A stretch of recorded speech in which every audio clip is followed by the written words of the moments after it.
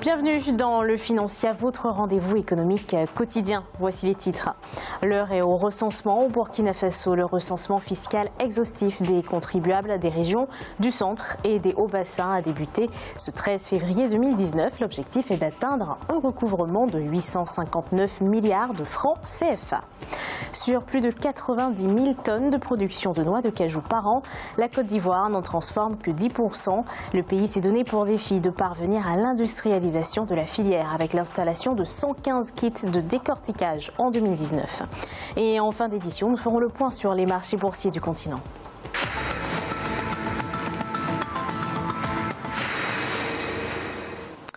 Le recensement des contribuables est lancé au Burkina Faso. Il se tiendra jusqu'au 12 avril 2019. L'objectif est d'identifier et de géolocaliser environ 500 000 contribuables. 250 agents recenseurs parcourent les régions du centre et des hauts-bassins. Wandiam Compaoré et Ange Bijounomagno. Le Burkina Faso lance une opération de recensement fiscal. Ainsi, les 250 agents recenseurs recrutés sillonneront les villes de Ouagadougou et Bobo-Dioulasso, ainsi que les 6 communes rurales du Kadiogo et les 12 communes rurales du Houé. Objectif, identifier et géolocaliser environ 500 000 contribuables. Figurez-vous que nous avons 100 000 contribuables environ immatriculés dans nos services, une population de 18 millions d'habitants. C'est moins de 1% finalement de la population qui est identifiée et qui paye des impôts.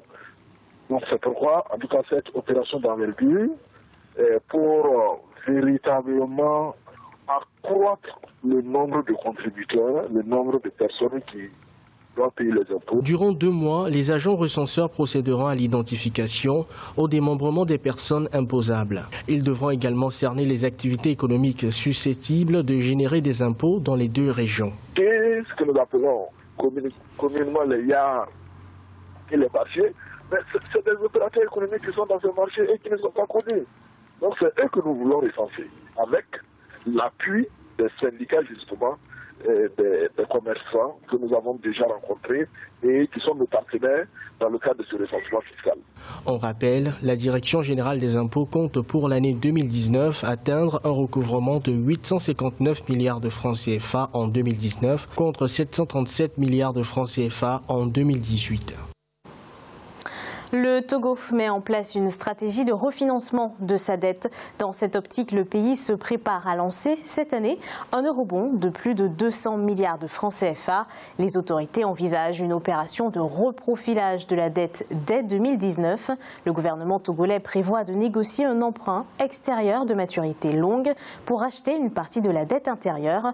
Le montant de l'opération est estimé à environ 8% du PIB, soit plus de 200 milliards de francs CFA.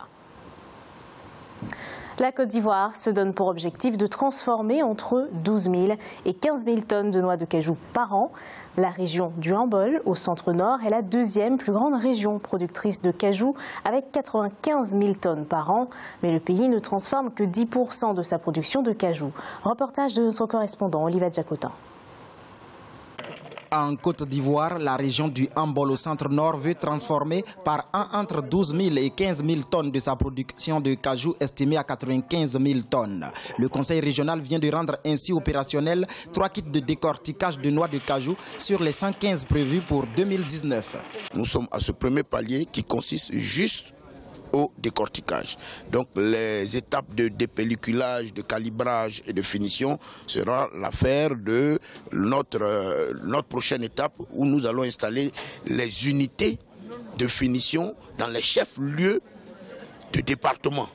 Des usines de finition qui seront approvisionnées par les noix décortiquées des 115 kits que nous sommes en train d'installer maintenant. Alors que la Côte d'Ivoire ne transforme en 2019 que 10% de sa production de cajou, la région du Hambol veut être la pionnière dans l'atteinte de 50% de taux de transformation que s'est désormais fixé le pays d'ici 2020. C'est le sigma du taux de transformation dans les différentes régions qui va faire le taux de transformation au plan national. Donc nous allons contribuer. Aujourd'hui, vous ferez le ratio, c'est 12 000 à 15 000 sur 95 000. C'est à peu près 10%, 15%. Mais c'est déjà un premier pas. En rappel, ce projet d'industrialisation de la filière cajou dans le handball est porté par le secteur privé grâce à la Société de développement du handball. L'économie ougandaise devrait enregistrer une croissance de 6,3% durant l'exercice 2018-2019, une croissance due aux bonnes performances des secteurs de l'industrie, des services et du BTP selon le Fonds monétaire international.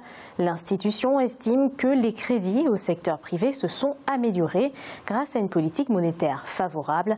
La croissance devrait atteindre 6,3% au cours de l'exercice 2018-2019, alors que les secteurs de l'industrie, du BTP et des services continuent à se développer.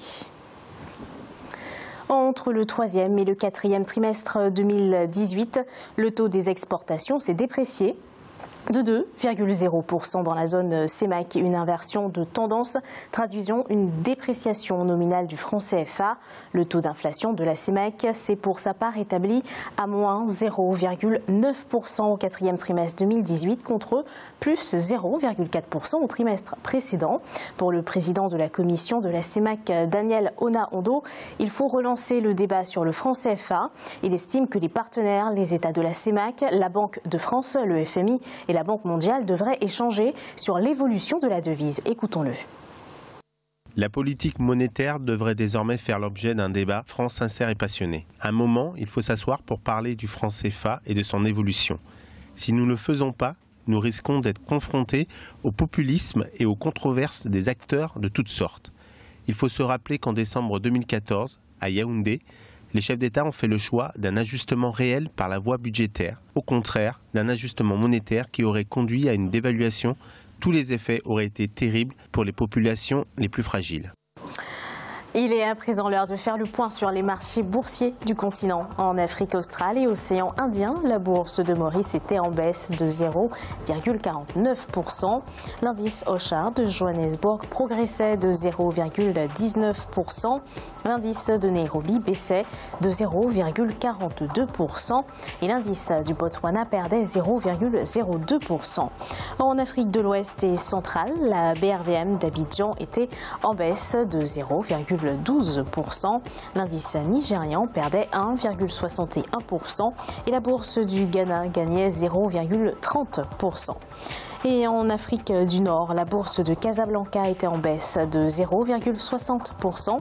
L'indice égyptien était en augmentation de 0,24% et l'indice tunisien gagnait 0,45%. C'est la fin de cette édition du Financial. Merci de nous avoir suivis.